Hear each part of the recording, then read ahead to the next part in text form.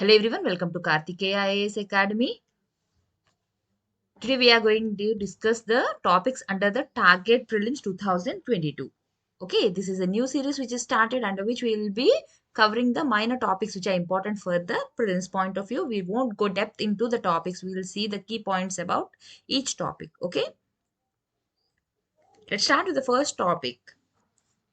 Here you can see the word Qanat or courage. Okay, here these words are related to the water management system.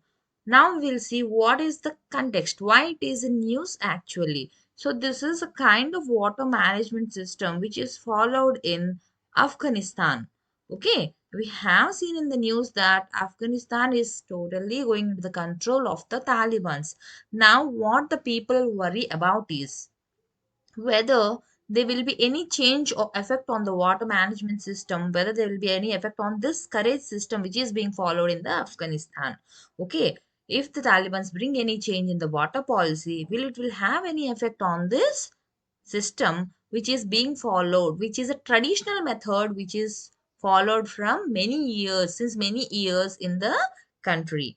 Okay, few have the opinion that the Taliban's will not disturb the system because there is a lot of scarcity of water in the area. As we all know that Afghanistan is a semi-arid country.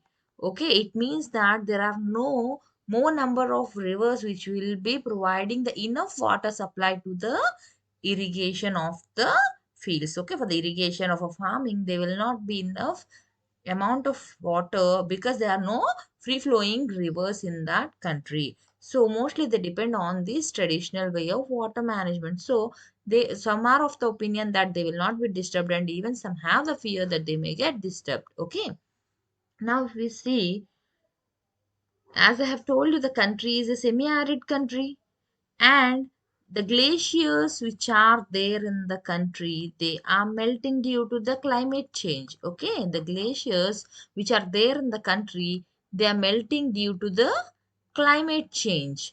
So what happens now after the glaciers are melted? They will be flowing in the form of water. So this melting water, this water which is melted out of the glaciers, they are a source of water to the people in the rural areas. Okay, so if we see the water management system in Afghanistan, they follow three types of methods. What are they? The first one is surface water, not just in Afghanistan, these are the common methods which are followed in many of the countries. Water surface or canals. The second method or the second type is underground water. All these are common things which we all know. But the new terminology which we are learning now is about the Karez. This is the third system. Okay. What is that? Borewell. This also come under this underground only, but here it differs whether it is through using any machines or not. Here, generally, if we all know that the bore wells which we use in our house, we will be installing the motors. Based on the motors, the water will be pulled out. Okay, but here the other method, Qanat, is a traditional method in which we are not using any motors there. Okay, so bore wells and Qanats. So underground water, bore wells and Qanat or Karez. The other name of Qanat is Karez. These are the different types of methods. Okay. Surface water or canals, underground water, which will be covered under these bore wells and canals. These are different types of water management. Okay. First type is surface water or canal. Second type is underground water or bore wells. And the third type is Karez and Karez or Qanat. So the only difference here is this is the new method which we all know, modern method. The underground borewell system is the new modern method we all know, and whereas this Qanat or the Karez is the traditional method in which they are not using any machines to pull the water out of that. It completely depends on the gravity. Okay, gravity, according to gravity, whatever is there on the higher surface, it will be rolling down, it will be coming down to the lower surface because of the gravity. Here the same way, the water is coming from the top surface to the lower surface because of gravity. So now let's go into the definition of the word Karez. The Karez is a traditional water management system used throughout Afghanistan. Okay, this system uses gravity to deliver underground water to the surface. So here, if you take any mountain or any peak, here you will be having underground water. But from this higher level of surface, it will be coming down to the lower plains. How this underground water is coming to the lower plains? Through the gravity. Because of the gravity, the water is coming down. This process of bringing the water from the higher surface to the lower surface based on the gravity is known as Karez water management system. Okay, where this method is mostly used, this allows the water to be transported over long distances where in the hot dry climates, if the water is well, if the water resources are good, if there are enough rivers, then this method may not be mostly followed, because the rivers which are flowing, they will be providing the enough water for the irrigation purpose. But here, when there is lack of water resources in the form of rivers, then they have to opt this system where the water will be transported to long distance through the gravity in mostly in the hot and dry climates. And you can observe here, there won't be any seepage or evaporation. It means it will be very limited. Why? Because the water is traveling underground, it is not traveling over the surface. If you see the example of the rivers or any streams, the water is traveling above the surface, so there is a chance of evaporation of the water when there is sunrise. ఎప్పుడైతే okay, when there is excessive of sunrise, then or the solar radiation is there, the water will get evaporated. But here if you see, there is no evaporation because the water is traveling underground. Like it is not getting exposed to the solar radiation, so the chance of evaporation is very limited, and even there won't be any seepage. Okay, and when this method is followed, they mostly concentrate that the wastewater which is discharged, okay, the wastewater which is discharged, and this drinking water or this water, fresh water, they won't get mixed. Okay, they have to make sure, they ensure that the wastewater which is discharged and the fresh water, they won't get mixed. Now, here in the picture, you can observe they have clearly explained the process through which it is transported. Here, the water is there in the underground in the higher level. From there, it is reaching to the plains or the fields which are at the low level. It is carried through this based on the gravity. Here you can see the shafts which are present, and these are the Qanat channel through which the water is transported. Here they are bringing it to the irrigated areas where they will be cultivating. Now, if we see the history of the, like from where it started, this process or this method of water management, from where it emerged. Some historians and archaeologists, they say that it started in the Southeast Arabian Peninsula. They are the first people who developed it. And few others say that it originated from the ancient Persians. Okay. Now, if we see here, wherever it might have been developed, but soon it spread to Persia,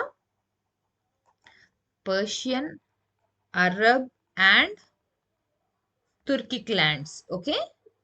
These are the places where we find the system first followed or widely used. Okay. When did it come to India? When we learn about anything, we have to see where the India stands. So when did it came to India? It came to the Indian subcontinent during the 800 years old Islamic period. During the Islamic period, it was brought to Indian subcontinent. Okay, and not just in the Asian or the Central Asian countries, it even traveled to the West Asia, not just towards the East Asia, it even traveled to the West Asia, and even you can find the same method followed in Peru. Okay, you can see this people of Peru in the Pacific coast. As we all know, we even find deserts in the coast of Peru. So even there, this method is followed with the name Puquios. Okay, Puquios. This is the same method followed there with the different name Puquios. Okay, now let's see about its usage in Afghanistan.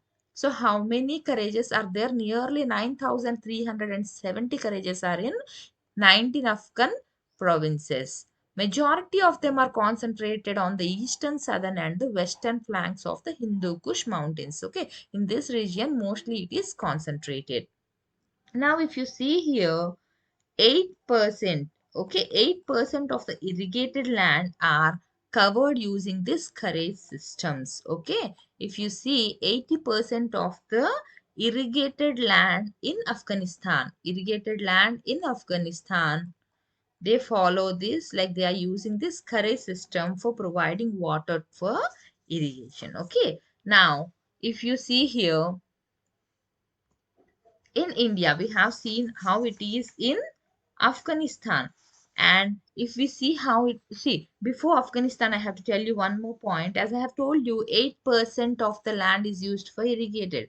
So if you see about some of the rural communities or the rural areas, sometimes this curry stands as the only source of water. It means there is no other source. There is no surface water. There is no underground water. Only this curry stands as the only source of water for some of the rural communities, mostly in the southern and southwestern regions of Afghanistan, southern and southwestern regions of Afghanistan, you can find that this stands as the only source of water. Okay, next, as I have told you, later it has even widespread to the southwest and south, and only few Karezes are there in the north. It is widely spread in these areas, but only few Karezes you can find in the northern region. Okay, and what happened to the Karezes in the history? If you see here, they have been destroyed more than 40 years of the war.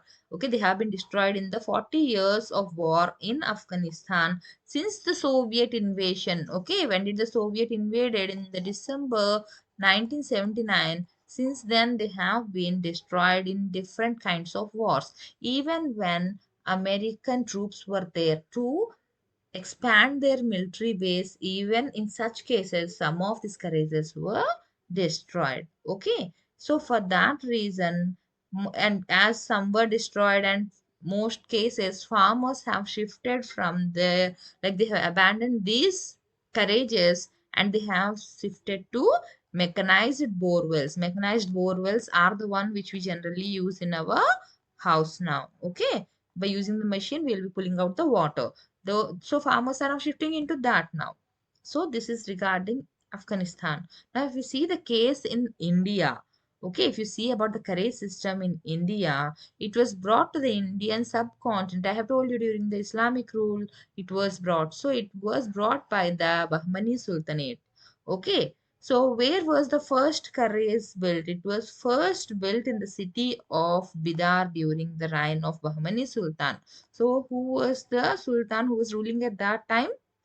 Ahmad Shah Wali. Ahmad Shah Wali during the period of 1422 to 1436. During that period, it was the first Karaj was built in Bidar city during the rule of Ahmad Shah Wali. He is a Bahmani Sultanate. So at that time, the capital was shifted from Gulbarga to Bidar.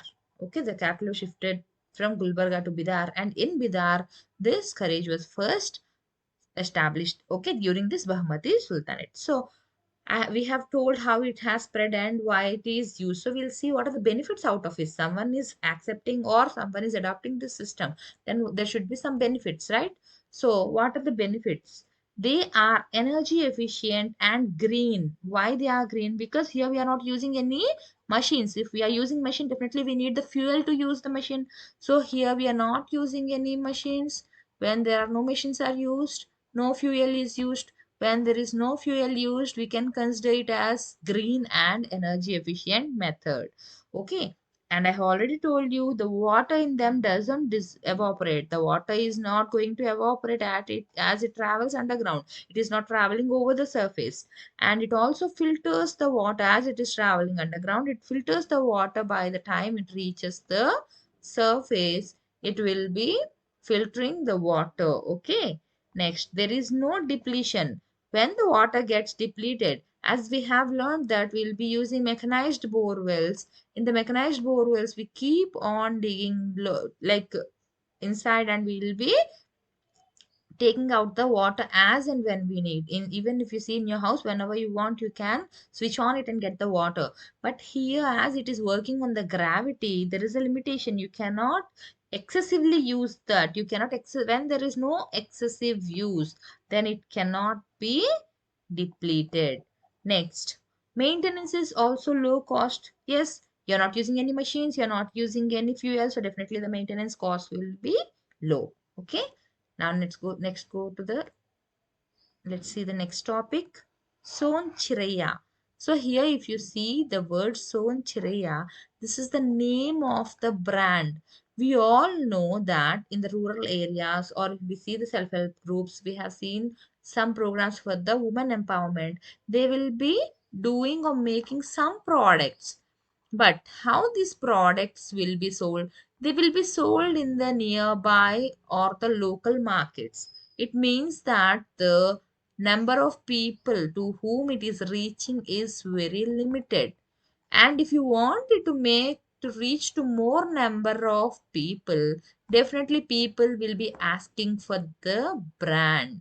So if you see here, we want brand so that we can promote the product. So here Soncharya is the brand to promote products made by the urban self-help groups. This is an initiative by the Union Housing and Urban Ministry.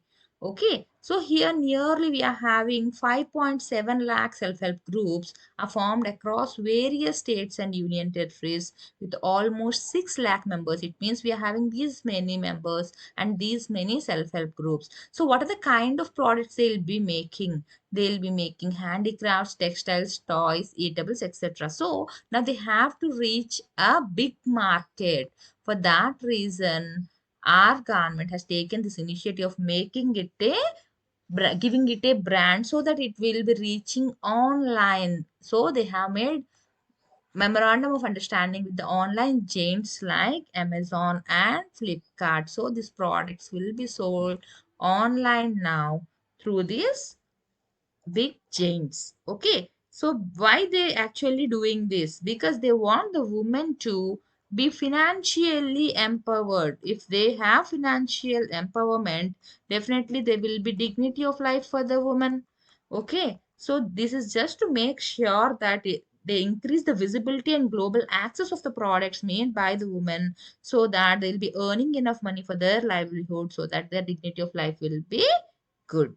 Okay, so they will be giving training to the self-help groups for running these e-portals. For running these e-portals, they will be giving them training like how to register the account, how to give the pricing, how to do packaging or rebranding. For all that, they'll be giving online training to these women. Okay, thank you.